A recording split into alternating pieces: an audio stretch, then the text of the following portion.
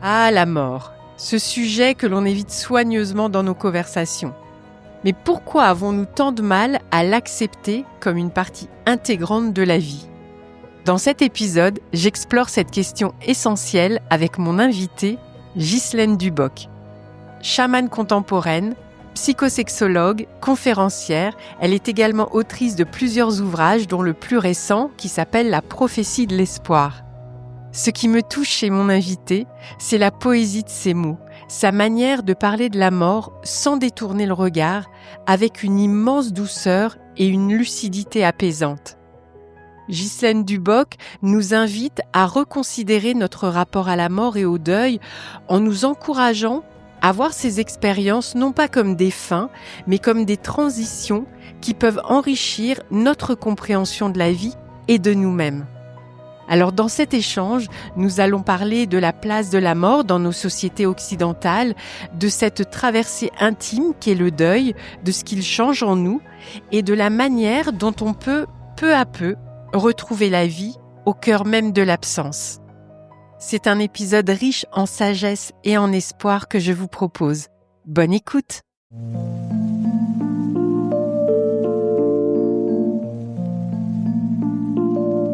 Bienvenue dans Ainsi va la vie, le podcast ressources pour parler sans tabou de la mort et du deuil. Et oui, pourquoi éviter ces sujets alors qu'ils nous concernent tous ? Je suis Gaëlle Guigny, praticienne de shiatsu et accompagnante du deuil, curieuse et passionnée par les rencontres qui nous font grandir. Dans chaque épisode, je reçois un ou une invitée qui nous partage son histoire, son expérience, son regard. Ces témoignages nous donnent des clés pour mieux surmonter les pertes dans nos vies et traverser nos deuils en conscience. Nous abordons ensemble des sujets essentiels, profonds, délicats, qui bousculent parfois, mais qui toujours nous rappellent à notre humanité. Ainsi va la vie, c'est le podcast qui nous rend plus vivants. Bonjour Ghislaine. Bonjour. Je suis vraiment ravie de vous avoir au micro du podcast parce que je vous suis depuis plusieurs années sur les réseaux sociaux et je suis toujours très touchée par les réflexions que vous partagez au plus grand nombre avec beaucoup de générosité, qui sont toujours très sincères et profondes. Et puis, elles nous éclairent et elles nous conduisent, je trouve, à apporter un regard différent sur la vie en général, sur les épreuves qu'on rencontre en chemin et puis, bien évidemment, sur la mort et le deuil. Et j'aime bien aussi l'idée que vous nous conduisiez à reconsidérer nos idées reçues, voire à casser nos conditionnements pour que l'amour remplace la peur, remplace les peurs. Alors, merci beaucoup d'être là. Je trouve que vous êtes vraiment une très précieuse éclaireuse. Merci. Alors, ma première question concerne votre premier contact avec la mort. Est-ce que vous vous en souvenez ? Mon premier contact avec la mort, c'est avec Monsieur Gasque, qui était une personne âgée et qui, dans le masque que nous avions, était un petit peu plus loin et que mon grand-père aimait beaucoup. Donc, quand il est décédé, à mon époque, on amenait les enfants voir le défunt. C'était pas dramatique, hein.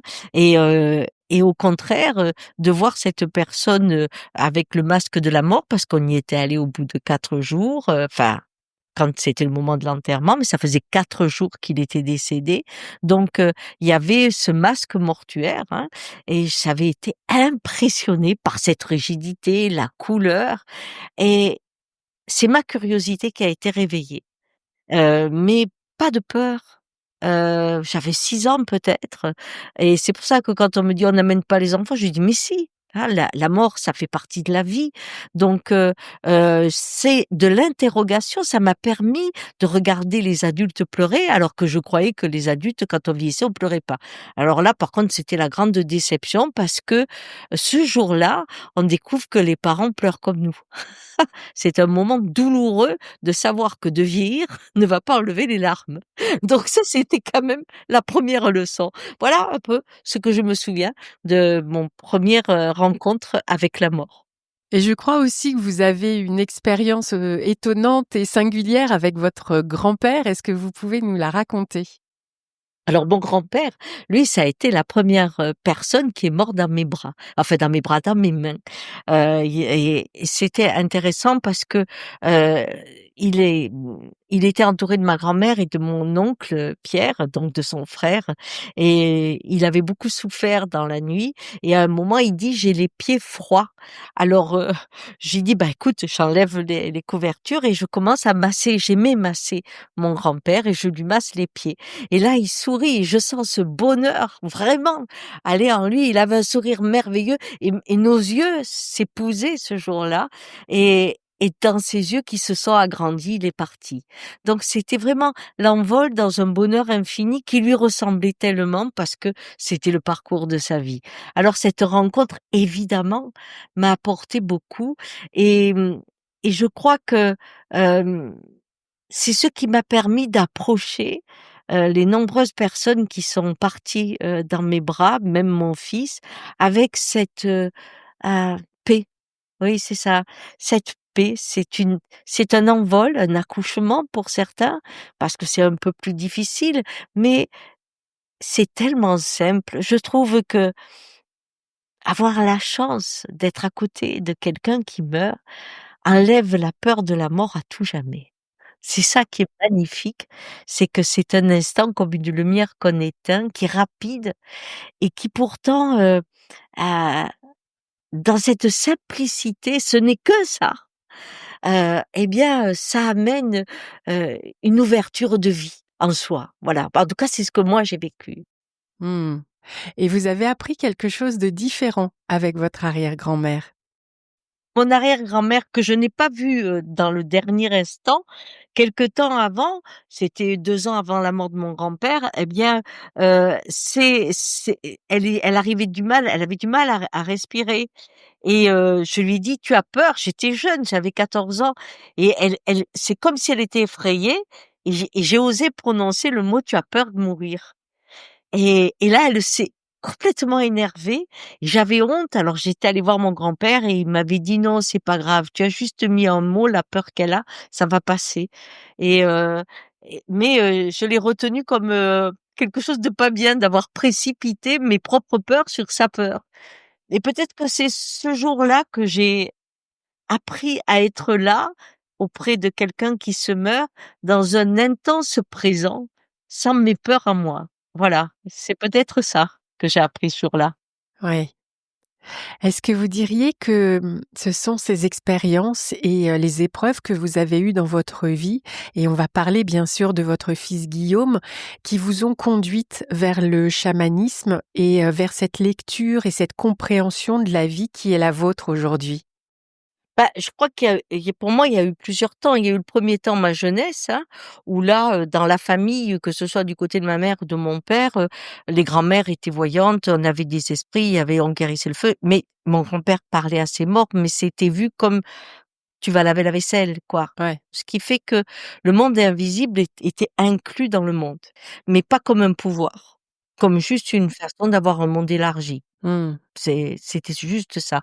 Ce qui fait qu'après, quand je suis arrivée dans l'école, le pensionnat, ce fut plus difficile parce que, là, on a une logique et si je voyais quelque chose sur un enfant, moi, je le disais et petit à petit, j'étais une sorcière. Donc je cherchais, pendant des années, je cherchais à être normale.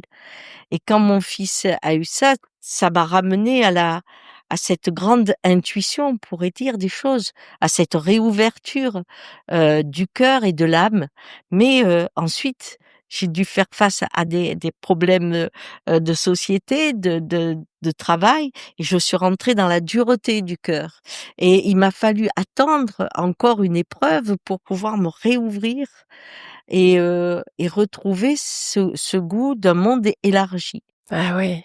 Et quand j'ai commencé à voyager, et bien, j'étais étonnée parce que il y avait des endroits que je connaissais, que j'avais le sentiment que c'était facile et quand je parlais à certaines personnes en Colombie ou autre, ils me disaient: «Oh mais évidemment toi tu es chamane, c'est pour ça que tu reconnais le lieu et que tu avais ça».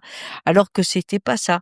Mais je savais faire des choses, rentrer dans les objets sans qu'on me l'ait appris et là je rencontrais pour une fois, hem, une vision commune comme j'avais connu jeune. C'est-à-dire, on n'en faisait pas ni du pouvoir ni un mystère, hein. C'était juste l'expression de la vie dans une dimension un p on disait même pas élargie. C'est juste l'expression de la vie. Et et c'est ça qui m'a plu, c'est de rentrer dans le monde vibratoire, dans, la simplicité du monde vibratoire, que tout le monde a, sauf que nous, on a fermé nos corps pour pouvoir vivre comme des robots. Mais si on n'était pas dans un monde mortifère, le vivant est relié à tout. La science nous le dit, mais on n'aurait pas besoin d'elle, il suffit de le vivre. Mais on se dit: «Si je suis relié à tout, je peux plus rentrer dans le métro». Parce que là, la pression, je vais la sentir. Et on voit bien que quand les gens rentrent de vacances pendant 2, 3 jours, ils trouvent que c'est difficile de retourner là où il y a autant de monde. Bien. Donc, on sait bien qu'on a endormi les corps, hein, les corps tristes, comme j'aime les appeler, et que le réveil dans la sensibilité nous montre qu'on a, comme dans le deuil, qu'on n'a que cette place. On n'est pas le créateur. On est dans la création.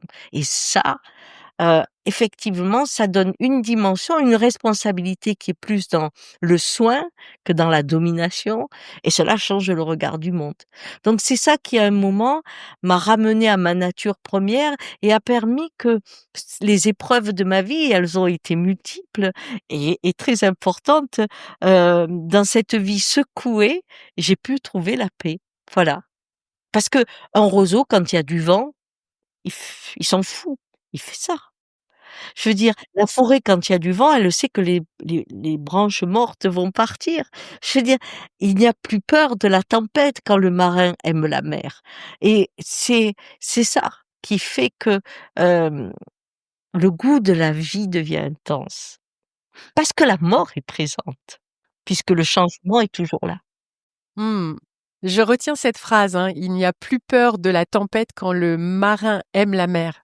Parce que je la trouve très intéressante à explorer, parce que c'est vrai qu'aujourd'hui, la peur de la mort, nous habite, hein, beaucoup dans nos sociétés occidentales. On veut pas la côtoyer, on veut pas l'envisager, et vous dites d'ailleurs que si la mort est taboue, le monde est en danger. Eh bien, la mort, c'est le mouvement. Si Ève ne mange pas la pomme, on est dans un tableau. Dans le jardin de l'Éden. Il n'y a pas de mouvement. Parce qu'il y a la pomme, la mort vient. Si la mort vient, la vie peut enfin s'exprimer. Et donc, si aujourd'hui il n'y a plus de culte de la mort, on veut se croire éternel et on va bien au-delà de ça. C'est que nous gardons des images, nous arrivons à faire parler les morts à travers des programmes informatiques, et en Chine aujourd'hui, avec des lunettes, on peut même continuer à les embrasser. Donc, on rentre dans l'illusion d'une éternité, alors que si je dis à quelqu'un: «Pense-toi éternel», il va commencer à angoisser. Ah oui, moi je trouve aussi que ce serait une perspective angoissante. Et oui, le mélancolique ne se tue pas parce qu'il dit: «Pff, tu meurs, c'est pareil». Donc, cette éternité angoisse. On a besoin de la mort pour l'intensité du présent. On a besoin de savoir que les choses se terminent, et en plus, on meurt tout le temps. On n'est plus le grain de sable qu'on a été dans le ventre de sa mère. Celui-ci est mort où il est, hein.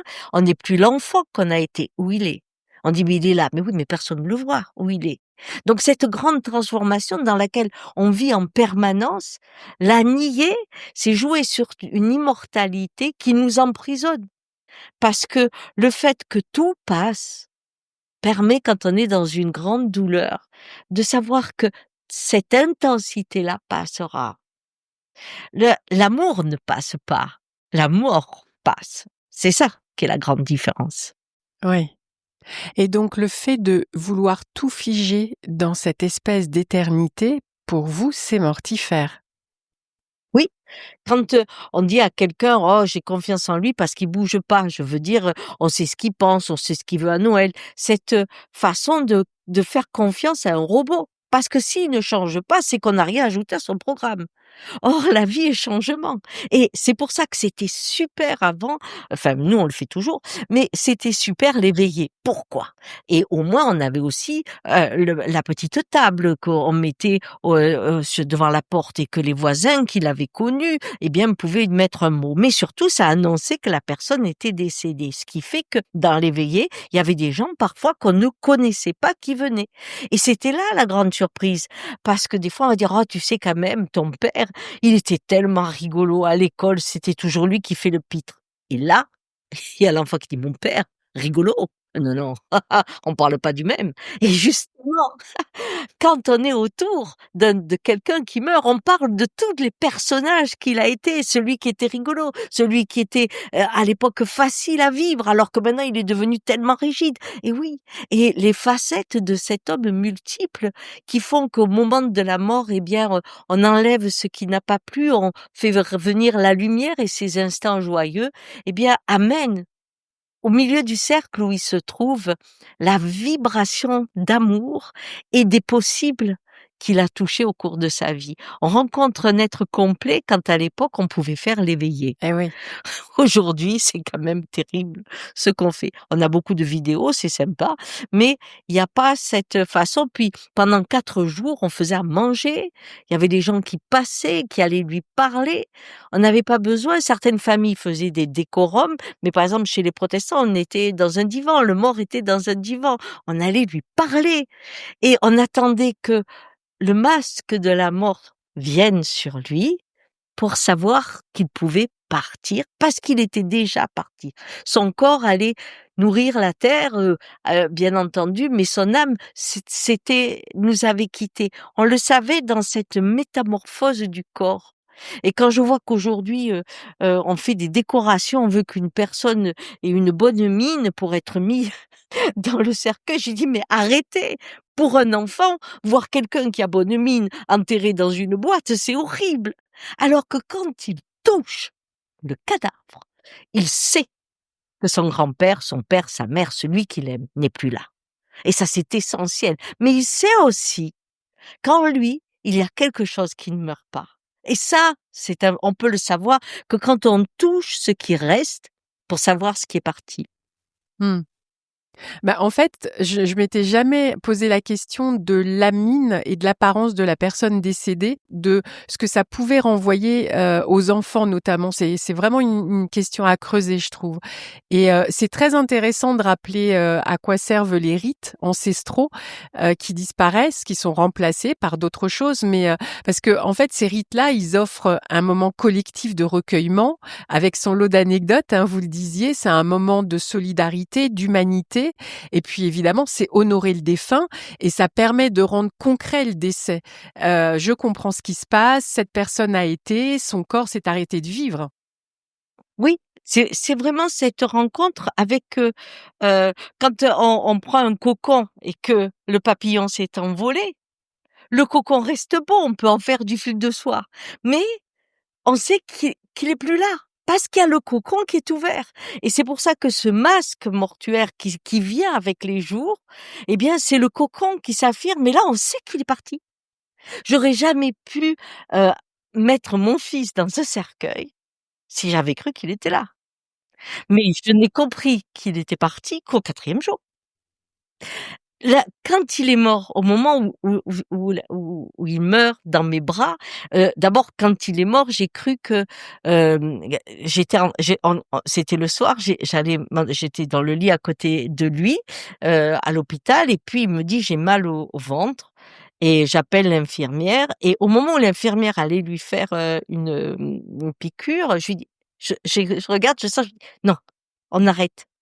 Et là, il commence à se sentir vraiment mal, à respirer autrement et j'ai j'avais le sentiment que la mère, mais pas la mère, la maman, la mère, heu, pouvait prendre la place et donc je lui disais: «Va vers la lumière», je le guidais et l'infirmière, par le ton de la voix, par ce qui se passait, ne pouvait plus bouger et quand il est parti, elle a dit: «Mon Dieu, mais qu'est-ce que j'ai fait?» Et je lui ai dit: «Rien». Et quand il est parti, la maman est revenue. Et ce jour-là et ce moment-là, je n'avais envie que d'une chose, c'est de le manger, de le toucher, de le manger. J'ai enlevé les trucs très vite, les aiguilles, tout ça, j'ai tout enlevé, tout très, très vite et tout, mais je voulais le manger. J'ai dit: «Oh là là, maintenant je commence à comprendre pourquoi à une époque, certains mangeaient les mères mangeaient les cadavres». Parce que il y a une réappropriation. Ce jour-là, on tombe enceinte. L'enfant s'en va et on tombe enceinte. C'est-à-dire qu'on s'ouvre le chemin de l'invisible. Donc la présence comme quand on est enceinte, personne ne le voit l'enfant, mais la mère dit: «Il est là». Eh bien ce jour-là, on sait qu'il est là, qu'il est de retour. Donc il y a cette réappropriation du corps et ça, la maman aurait crié, bien sûr, alors que la mère, celle qui l'a accompagnée, je pense que c'est la part de moi qui est vieille comme le temps du monde. Et quand je m'approche de personnes qui sont près de la mort, souvent on me dit: «Quand tu arrives, il meurt». Non, c'est que cette part de moi, heu, c'est comme une sage-femme. C'est-à-dire que vous accouchez juste pour un ailleurs, mais ça paraît tellement simple. C'est ça, la mort est simple. Le avant, c'est compliqué, mais le après aussi, mais le pendant est simple. Et c'est pour ça que des fois on a peur d'être là. Il y a le double, injonction. Je voudrais être là et j'ai peur d'être là. Alors ceux qui m'écoutent aujourd'hui, je peux leur dire: «N'ayez pas peur d'être là, c'est le plus beau cadeau que vous puissiez avoir». Parce que vous retiendrez la simplicité de la mort, ça vous donnera l'intensité du vivant à ce moment-là. Waouh, vous nous donnez beaucoup de belles images et de belles pistes de réflexion. Merci beaucoup. J'aimerais que vous nous parliez un peu plus, de ce parcours avec votre fils, parce que je pense que ça pourrait aider beaucoup de femmes, beaucoup de mamans qui nous écoutent. Si j'ai bien compris, c'est à la fois, ce que vous avez été amenés à vivre, durant sa maladie et à son décès, puis, le deuil que vous avez traversé, qui a été transformateur. Est-ce que vous pourriez nous en parler et qu'est-ce que ça a fait évoluer en vous? C'est que l'accompagnement d'un enfant est particulier pour une mère parce que dans la position que la société patriarcale a mis la femme, elle la met dans une position de créatrice. Si l'enfant est mal formé, c'est sa faute. Et dans un temps, si l'enfant était homosexuel, c'est sa faute. S'il était schizophrène, c'est sa faute. Et dans beaucoup d'endroits, c'est toujours la même chose. Ce qui fait que quand il y a un cancer, quand il y a une maladie, la mère se dit où j'ai mal fait. Bon, comme il faut qu'elle trouve une raison, des fois c'est une idée de punition divine qui fait que l'enfant devient l'objet de douleur pour punir l'erreur. Et je me souviens au début, pour le premier cancer de mon fils quand il avait 6 ans, la première phrase que j'ai dite c'est, heu: «Qu'est-ce que j'ai fait au bon Dieu?» C'est la première chose que l'on dit. Et toutes les mamans qui étaient autour de moi pensaient la même chose. On se demandait qu'est-ce qu'on avait fait. Certaines disaient: «Oh, j'ai été maudite» ou «Il y a une malédiction», mais ce n'est pas juste, Mmh. d'accord? Et ensuite, il arrive, la sensation de pouvoir qui vient chez les mères, pas toutes, chez certaines mères. Il arrive une possibilité de pouvoir dire: «Moi, je vais le guérir». Et là, c'est un combat. Généralement, on se tape tous les médiums, les guérisseurs, on va à Lourdes chercher de l'eau. Bref, on fait tout le parcours du monde parce que on se sent le pouvoir. C'est mon enfant, c'est ma propriété. Donc je peux le guérir. Et cette phase est vraiment, violente parce que, la mère se sent responsable de la maladie. Eh oui. Et puis on perd. En tout cas, dans mon cas, ça se perdait. Et quand on perd, à ce moment-là, on a envie de penser qu'il y a peut-être Dieu qui est là. Et le premier pas, c'est de dire: «Je peux pas croire que Dieu est méchant et que l'enfant soit une punition». Ça, c'est la deuxième étape. On remet à Dieu la place du bon Dieu. D'accord? Mais à ce moment-là, il y a une telle détresse, telle violence, de douleur et que on se donne le rôle du messager. On demande à Dieu de l'aider, à Dieu de faire quelque chose. On parle au nom de l'enfant qui voudrait bien ne plus souffrir, qui voudrait bien vivre encore. Et à un moment, moi, je croyais que Dieu, il était là, là, à côté de moi. Et pendant ce temps où j'avais Dieu à mes côtés, je ne pouvais pas douter une seconde que mon fils allait guérir. Sauf que le professeur Lemaire m'appelle un jour et me dit: «Ben voilà, on n'a plus de solution pour Guillaume». Et là, je comprends pas. Je comprends pas parce que je le voyais bien, moi. Et quand je suis rentrée dans la chambre, pour la première fois, depuis que j'avais rencontré Dieu dans ma tête, Je voyais qu'il était maigre. Je voyais qu'il était mal. J'entendais autrement ses sanglots ou ses douleurs. Ce coup-ci, ils étaient dans cette lucidité retrouvée. Et là, dans cet état second où je comprends que je vais le perdre, alors je dis, mon Dieu, prends-moi, comme tous les livres que j'avais lus. Sauf qu'à ce moment-là, une phrase prononcée en étant sûr que Dieu allait exécuter ma demande, puisque je lui donnais un mort à un mort pour un mort, il devait faire les comptes, ça devait marcher. Et là, je dis, ah non, j'ai trop peur. J'avais peur des cancers. Et là, je me dis, mais quelle mère je suis, quoi. Je suis un monstre. Je suis un monstre. Je peux pas donner ma vie pour mon enfant. Et dans l'imaginaire, on pense que c'est logique de donner sa vie pour son enfant. Sauf que quand on y est réellement et qu'on pense que réellement ça peut arriver, je me suis rendu compte que j'avais peur. Et donc je ne sais jamais comment, je me suis retrouvée à la Madeleine alors que je suis protestante, donc c'est pas dans un temple, je suis trouvée dans cette église. Et là, je suis tombée à genoux parce que j'ai compris que j'avais perdu. Et au moment où j'ai compris ce que ça veut dire tomber à genoux. Parce que on dit mets-toi à genoux. Ouais, ouais, non. Tomber à genoux, c'est je sais que j'ai perdu.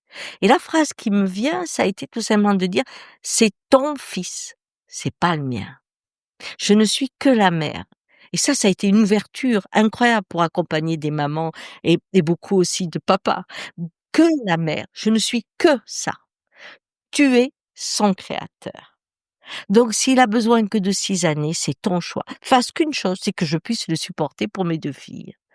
Et à ce moment-là, je me suis retrouvée en haut de l'église, en voyant cette femme misérable qui était à genoux et qui me semblait l'être le plus misérable de la planète.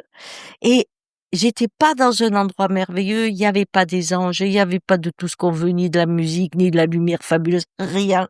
Il y avait rien, je l'appelais la tache marron, et il y avait tout. Et ce qui m'a fait revenir, c'est cette phrase: «Je ne peux pas avoir peur que mon fils aille là-bas». Et là, ça a été l'ouverture d'un chemin parce que, je touchais ma place. Qu'est-ce qu'une mère? 2, je rencontrais l'invisible sans les histoires, mais avec l'expérience que c'était là que ça allait. Et donc, la suite de ma vie a toujours été marquée par ces instants où je n'ai pas peur de la suite et j'ai la conscience de ma place. C'est ça. Et je crois que c'est ce que j'essaie chaque fois d'enseigner aux mamans, qui, se retrouvent piégées dans ce sentiment d'avoir raté quelque chose pour que leur enfant soit bien. Oui. Est-ce que c'est de ça dont vous parlez quand vous dites que, quand on meurt, c'est que c'est le moment que l'on a fait son temps? C'est ça. Quand on accepte que ce n'est pas notre enfant, que c'est celui de la vie a besoin de quelques heures, de 6 ans, de 80 ans. C'est la vie. La vie n'a pas de temps, elle a du mouvement.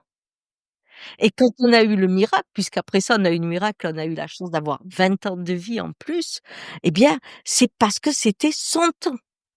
C'était pas et souvent on disait: «Oh, c'est toi qui l'as sauvé». Je dis: «Dites pas ça, vous passez à côté».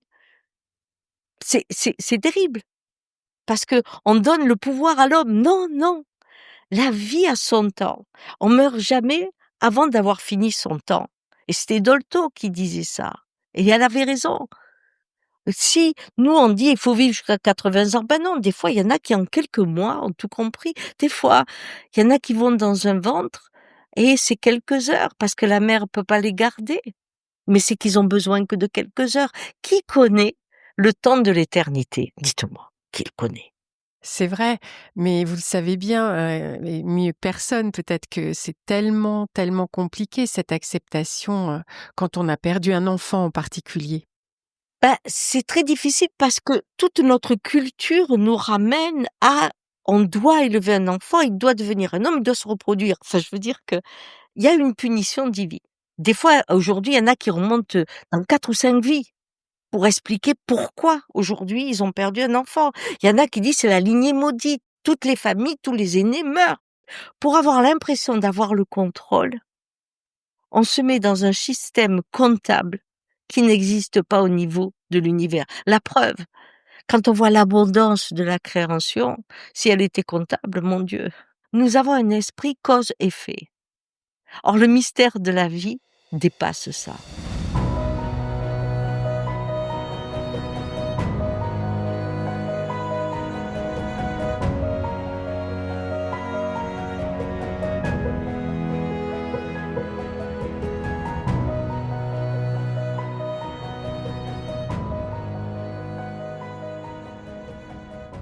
Est-ce que pour vous, le deuil, c'est nécessairement un chemin de transformation et un chemin qui mène à soi?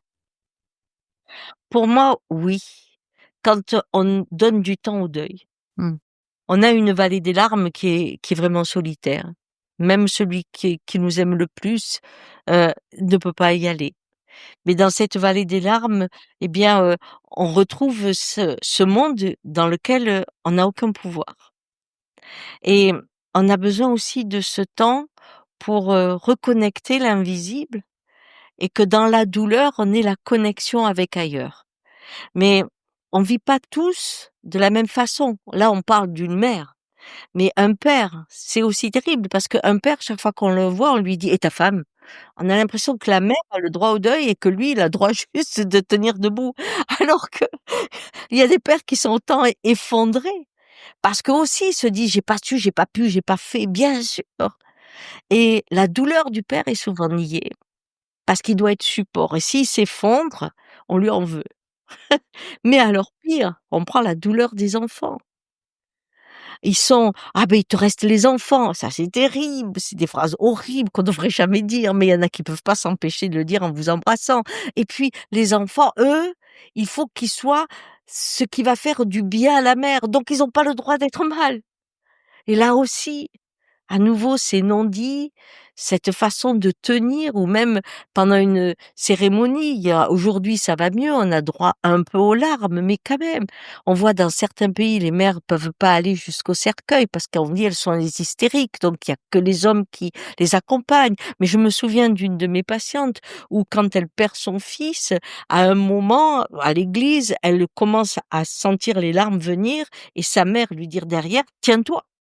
Cette retenue, cette façon de dire «je tiens» fait que la mort a besoin de larmes, tout simplement. On voit bien que tant qu'on n'arrive pas à pleurer, c'est douloureux et cette, façon d'en faire aussi, une mort plus importante pour la mère que pour les autres, c'est difficile. Parce que du coup, si elle se mettait à rire ou à avoir un moment de bien, elle est l'incarnation de la douleur de la collectivité. Donc, on n'a pas le droit de la mettre, enfin, elle on lui dit: «Oh ben tu sais, moi, si ça me serait arrivé, je serais plus là». Donc on se dit: «Et moi alors, ça veut dire quoi? Je suis là, bon, excuse-moi, je l'aimais mon enfant». Mais on entend cette phrase parce que dans l'imaginaire, la mère ne peut pas survivre. Elle a fauté Et ouais. et rester dans la joie, retrouver la joie, il y a des moments de culpabilité à cette joie. Parce qu'elle est aussi le garant et alors là, à nouveau, il y a des mères d'enfants qui sont assez âgées, mais il y a des mères d'enfants qui ont 1 mois ou 2. C'est encore plus difficile parce que toute la famille ne les connaît pas, les attachements n'ont pas été faits et elle, il faut qu'elle soit la gardienne qu'il a toujours existé, qu'il est là, qu'il a été vivant. Il faut qu'elle rappelle à tout le monde qu'il y a eu un enfant parce que sa place serait trop vite effacée. Le temps du deuil a besoin de temps, vraiment, vraiment. Et c'est dommage qu'il n'y ait pas une transmission sur ces diverses places, sur ces douleurs, sur ce qu'on peut faire aussi pour, traverser autrement, cette épreuve qu'on aura tous de toute façon, dans une place ou dans une autre. Mais, aujourd'hui, il faut aller vite. D'abord, il y a un temps de deuil, hein, si c'est un père, c'est temps, si c'est un fils, c'est temps. Enfin bref, on a légiféré sur le temps du deuil et quand vous êtes encore en larmes, ben, vous exagérez. Oui, ou alors, c'est considéré comme pathologique, il faut consulter absolument, et cetera. C'est vraiment ça, c'est exagéré et puis, prendre des antidépresseurs. Mais bien sûr que c'est une dépression, mais je veux y aller. Parce que au fond de cette douleur, dans ce puits de larmes qui s'ouvre, c'est l'âme que l'on regarde Mmh. et tant qu'on n'est pas allé dans ce trou noir, même quand on perd un parent, c'est rencontrer comment dire? Le point où, quel que soit ce qui est arrivé, tout est bien. Parce que le deuil demande de faire, le travail d'une histoire et selon ce qui arrive quand un enfant se suicide, on peut se dire: «Qu'est-ce que j'ai raté? Qu'est-ce que j'ai pas vu? Pourquoi j'ai pas appelé? Pourquoi j'ai senti, j'y suis pas allé?» Cette culpabilité qui fait qu'on écrit l'histoire des millions de fois, en essayant de la rendre viable. Mais si on la rend trop viable, ça veut dire que, alors qu'on n'a pas réussi, peut-être que c'est notre faute, on n'est pas puni, donc il faut recommencer. Quand on parle d'un suicide, quand la personne meurt, heu, par sa main, elle a pas d'autre choix. Le moment où elle ouvre la porte pour mourir, c'est aussi évident que d'ouvrir une porte. On n'a pas d'autre choix. Les tentatives de suicide, Dieu sait que je connais bien, mais on le voit, les gens, c'était maintenant. Des fois, on est très étonné parce que la veille, il allait bien, puis pof, comme ça. Mais la vie vous amène ailleurs comme elle veut. Des fois, c'est un accident, des fois, c'est un suicide, des fois, c'est une maladie. Qui connaît la porte de sortie? Mais c'est qu'il a fini son temps. Et certains qui ont des souffrances terribles, psychologiques, avec une vie qui n'est que douleur, quand un jour, et ça va être dur pour les familles qui ont vécu ça, ce que je vais dire, mais quand un jour, le poids de la peur de faire mal à maman, ou mal à mon frère, ou mal à mon amoureuse, ou mal à mes enfants, quand cette peur disparaît parce que la douleur est trop forte, c'est l'instant où enfin il se choisit. C'est le premier acte d'amour qu'il fait pour lui. Je veux plus souffrir. Alors qu'il était dans la souffrance pour que les autres en aient moins. Donc, à un moment, pas pour tous, mais pour beaucoup, regardons le suicide aussi avec celui qui a le choix de se choisir, même dans cet acte-là. Et c'est difficile parce que pour nous, le suicide est interdit. Pendant longtemps, quelqu'un qui se suicidait n'avait pas droit à une messe, ni à un culte, il pouvait pas aller même dans le cimetière. Pourquoi? Quel est le fondement d'interdire, quand les conditions ne sont plus réunies, de mettre fin à sa vie? Hein? Quel est le fondement de ça? Eh bien, quand j'interdis à quelqu'un de se tuer, parce que s'il meurt comme ça, il ira en enfer pour l'éternité, là je remets l'éternité, d'accord? Eh bien, je permets l'esclavage, parce que aucune douleur n'a de fin, puisque j'ai pas le droit d'y mettre fin. Et toute notre société est construite sur l'esclavage et sur cette interdiction. Quand, ils sont allés dans certains villages indiens, tout le monde était mort. Les conditions étaient plus réunies, ils ont vu arriver ce qui se passait, c'était fini. Bon, alors? Imaginez si les mines où on met les enfants et tout, les gens avaient dit: «D'accord, OK, on meurt. On fait pas la mine». Qu'est-ce qui se serait passé? Comment ils auraient fait? Donc le premier pouvoir qui est le pouvoir de vie et de mort sur soi, c'est le premier qu'on enlève. Et pourtant, quand on analyse l'acte, on voit que la personne a fait un chemin et que c'était juste le moment. Mmh. Dans la dernière leçon, c'est sur la mère de, Jospin là, et sa sœur qui est philosophe a écrit un livre que je vous recommande qui s'appelle La dernière leçon, et en fait sa mère qui a été une pionnière pour, l'euthanasie, hein, à un moment elle réunit ses enfants, elle leur dit: «Bon ben voilà», elle avait 92 ans, elle leur dit: «Bah écoutez, moi ça y est, c'est fini. Bon, top, j'ai fait le tour, je vous demande qu'une chose, c'est que mon corps soit mangé par les crocodiles». Voilà, c'était le truc, et là sa fille lui dit: «Ah oui, mais toi tu es prête, pas moi». Vous voyez ce changement? Et là, elle est sur une bonne mère qui dit: «OK, on va attendre», et on voit tout le voyage qu'elles vont faire, hein, l'une et l'autre pendant quelques mois, jusqu'au moment où la fille est prête a donné l'autorisation à sa mère de dire: «J'ai bien vécu», comme dans, une fête où je dis: «Je suis fatiguée», je rentre, on me dit un dernier verre. Non, non, je rentre, je suis fatiguée, j'ai bien vécu, j'ai 92 ans, tout va bien pour moi. Eh bien, elle dit que le dernier jour, elle est pas là, la fille, elle a sa mère au téléphone et elle dit: «J'ai une jeune fille qui va à un rendez-vous amoureux». C'est une autre façon. Et alors? Et alors? Je veux dire que si on veut démystifier la mort, il faut comprendre que si elle n'est pas ce qui fait peur et ce qu'on doit éviter et qu'on laisse la responsabilité à la vie, on va plutôt s'occuper de savoir comment les gens sont tellement bien qu'ils peuvent attendre un instant plus long. C'est tout. Ouais. C'est c'est compliqué. C'est pour ça que si la mort est taboue, et aujourd'hui elle est taboue, hein, puisqu'on sait même plus qui est vivant, qui est mort avec les films. On peut faire des films à Marilyn Monroe maintenant, donc bon, on saura plus qui est vivant, qui est mort. Donc dans cette illusion qui n'a pas de fin, on crée la mélancolie et à ce moment-là, on a des corps d'une tristesse infinie, que l'on peut manipuler comme on veut, bien sûr. J'aimerais juste revenir, un instant sur ce que vous disiez tout à l'heure, sur, l'impulsion qui mène au suicide. Ça m'a beaucoup touchée et elle peut bousculer certaines personnes, hein, mais j'aimerais y revenir parce que, bon, j'en parle jamais et c'est une première, mais publiquement en tout cas. Mais quand, j'étais jeune, j'ai fait une tentative de suicide et c'est ma sœur qui a fait en sorte que les pompiers, me trouvent à temps. Et je trouve que la lecture que vous proposez, de cet élan suicidaire, non plus sous l'angle unique du désespoir, mais comme un geste tourné vers soi pour se choisir soi, me semble vraiment juste. Oui.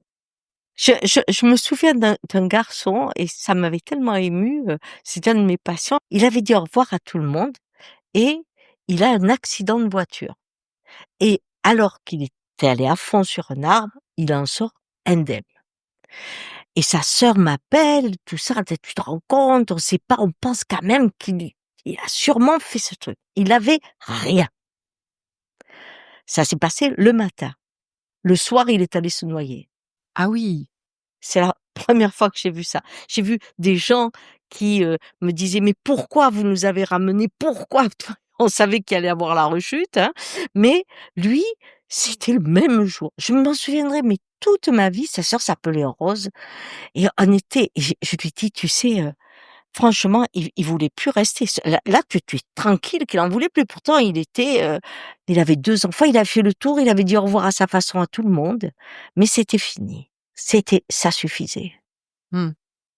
Alors Ghislaine, dans les deuils dont on avait envie de parler ensemble, il y en a un qui me touche, aussi bien sûr, c'est, le deuil de nos compagnons animaux, qui est un deuil encore, largement incompris, alors qu'il peut être tellement intense.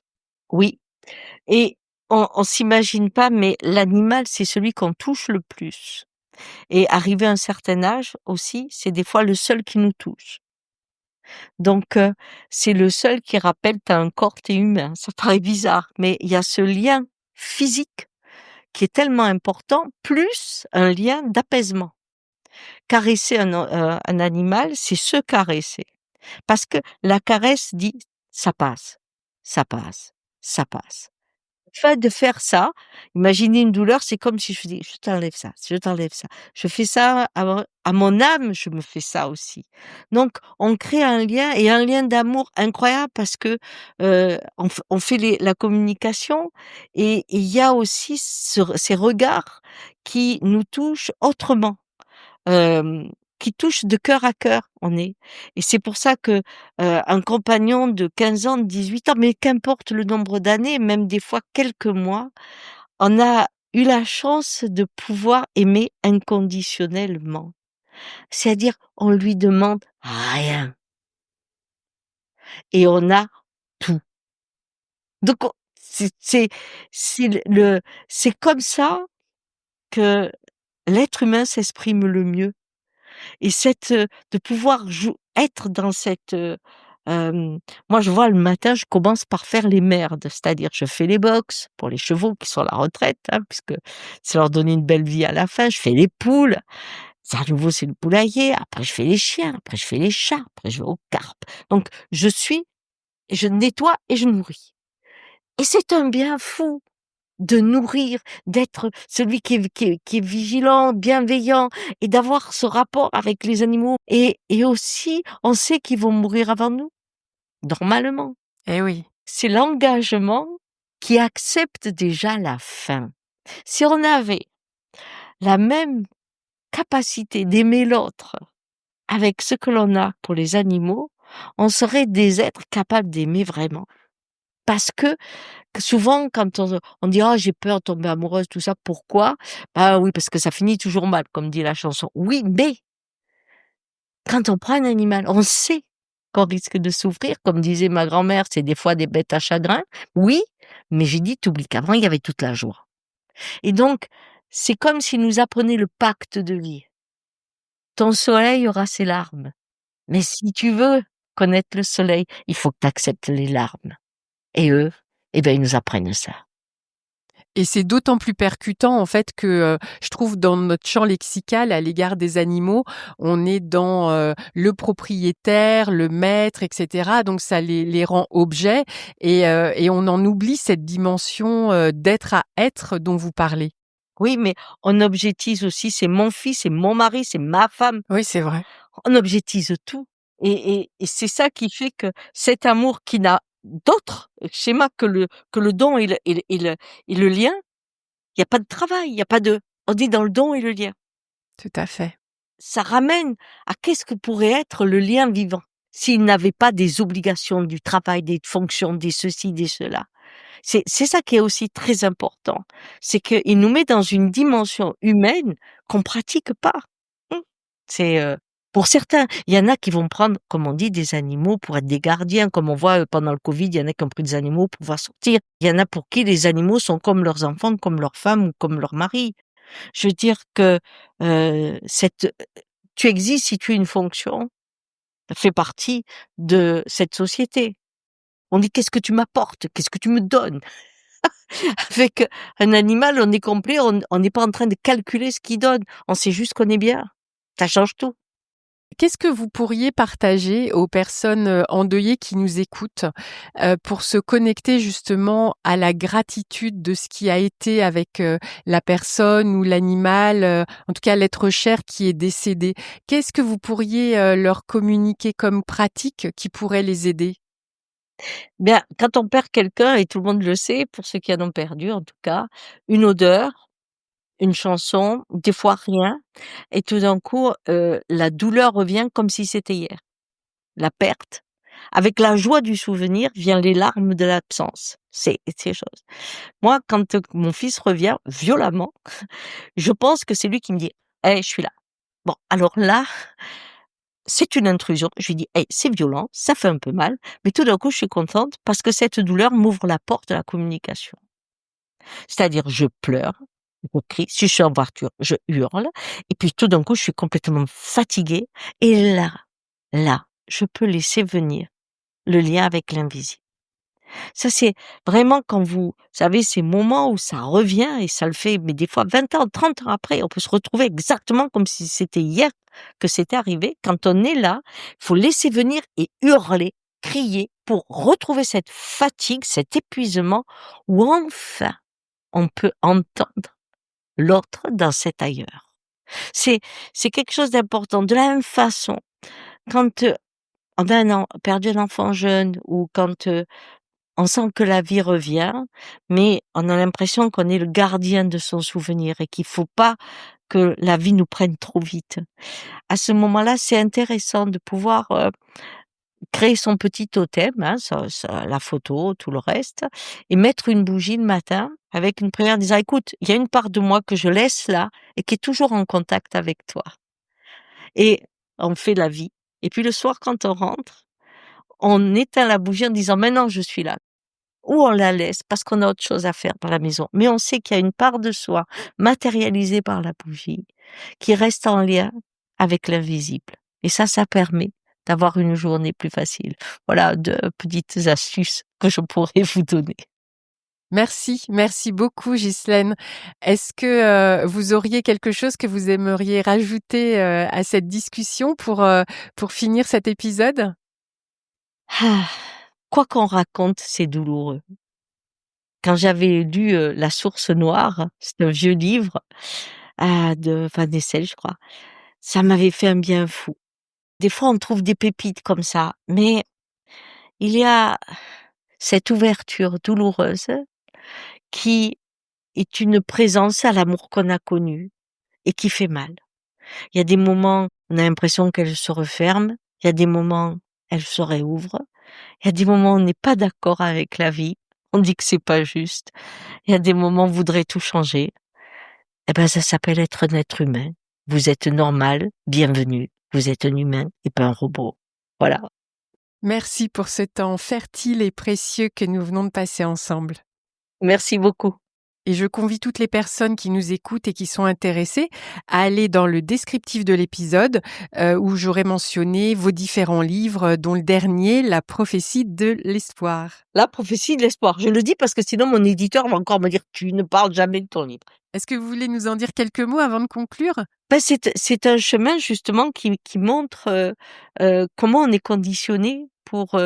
et je parle à un moment de Guillaume, de ce qu'il m'a apporté, et que ce que l'on vit à son échelle, on peut l'avoir en écho à l'échelle du monde. Et ça nous permet de mieux comprendre ce qu'on vit aujourd'hui, tout en gardant l'espoir. Parce que ça, c'est la base. Hein. C'est vraiment être ouvert, quoi. C'est l'espoir, ça ouvre. Mais c'est pas un espoir avec quelque chose que je veux. C'est un espoir avec l'acceptation que la vie, c'est ce qu'elle fait. C'est ça, et je crois que face à la mort, de pouvoir sentir que je comprends pas, je suis pas d'accord, mais c'est la vie. Et j'aime bien, ma grand-mère disait toujours, ah, c'est la vie. Et chaque fois je disais, oh, c'est bien facile, c'est la vie, c'est la vie, c'est la vie. Ben, j'ai dit oui. Elle me dit, bah, c'est la vie, qu'est-ce que tu veux faire? Et un jour, j'ai compris que la vie était rentrée dans ma vie et qu'elle me tenait la main. Et je vous conseille de le prendre, la main de la vie. Vous verrez, vous aurez des larmes, vous aurez peur, mais vous vous sentirez toujours accompagné. Merci. Alors, il est difficile de ne retenir que 4 clés de cette rencontre tellement riche, mais voici celles que je vous propose. La première clé est bien voir le corps du défunt sans artifice, c'est réintégrer la mort dans le réel et refuser de la transformer en abstraction. La deuxième clé, la douleur liée à l'absence de la personne décédée est une présence à l'amour connu et une ouverture à la communication avec l'invisible. La troisième clé, je ne suis que la mère ou je ne suis que le père, exprime une prise de conscience à la fois libératrice et profondément humble. C'est une phrase qui contient une vraie révolution intérieure.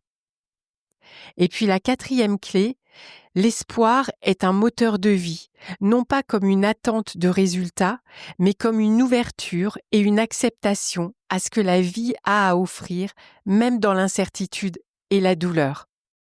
Voilà, alors partagez cet épisode, likez-le s'il vous a plu et commentez-le. Je suis toujours très heureuse de vous lire. À bientôt. Si vous avez aimé cette rencontre, n'hésitez pas à la partager sur vos réseaux préférés. Plus nous serons nombreux à en profiter, plus ce podcast aura de sens. Et ça a l'air de rien, mais en donnant 5 étoiles sur Apple Podcast ou sur votre plateforme d'écoute et en donnant un avis, ça aide à le faire connaître. Vous pouvez aussi retrouver tous les épisodes sur le site ainsivalavie.fr et vous abonner pour ne pas rater les prochains épisodes. À très bientôt.